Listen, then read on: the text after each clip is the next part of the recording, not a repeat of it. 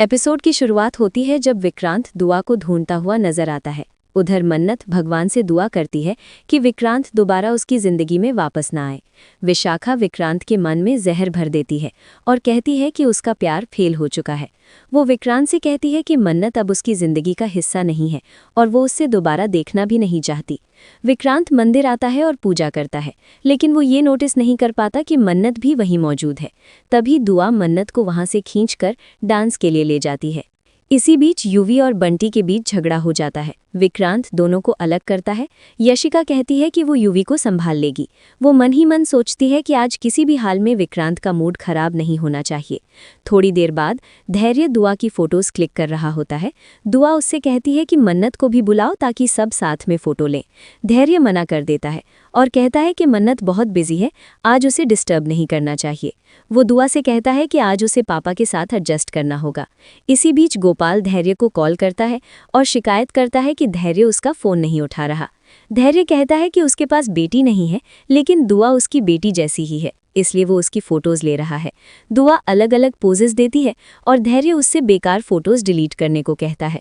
उधर गुड्डी धैर्य और गोपाल को बात करते हुए देख लेती है।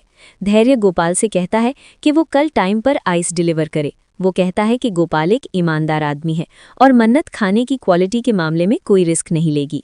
गोपाल धैर्य को भरोसा देता है कि वो टाइम पर आइस पहुंचा देगा और क्वांटिटी डिटेल्स पूछता है। धैर्य कहता है कि मन्नत खुद डिटेल्स शेयर कर देगी। गुड्डी मन ही मन सोचती है कि शायद उसे ये डील कैंसिल करने का मौका मिल जाए। उधर विक्रांत अकेला बैठकर भगवान से दुआ करता है। वो कहता है कि वो अपने पास्ट में अटका हुआ है और आगे नहीं बढ़ पा रहा।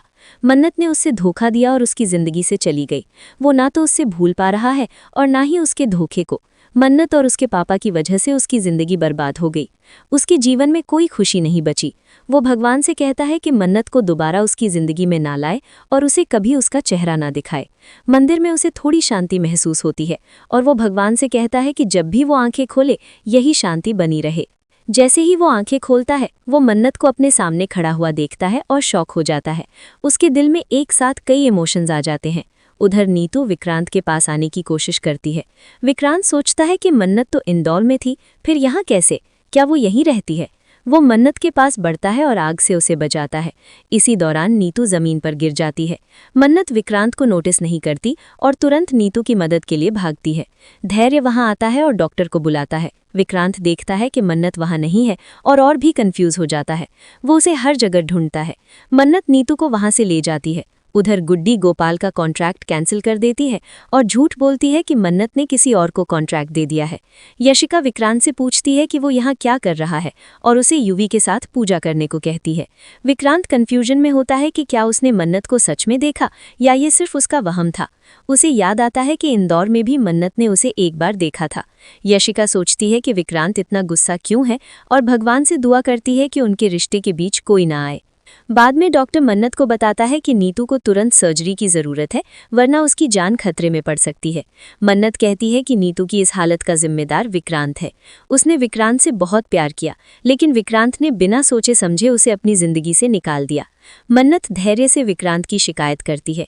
धैर्य कहता है कि इस बात की जानकारी रौनी को देनी होगी। दुआ नीतू के लिए दुआ करती है और मन्नत उसकी मासूम दुआ सुनकर इमोशनल हो जाती है। इसी के साथ एपिसोड खत्म हो जाता है।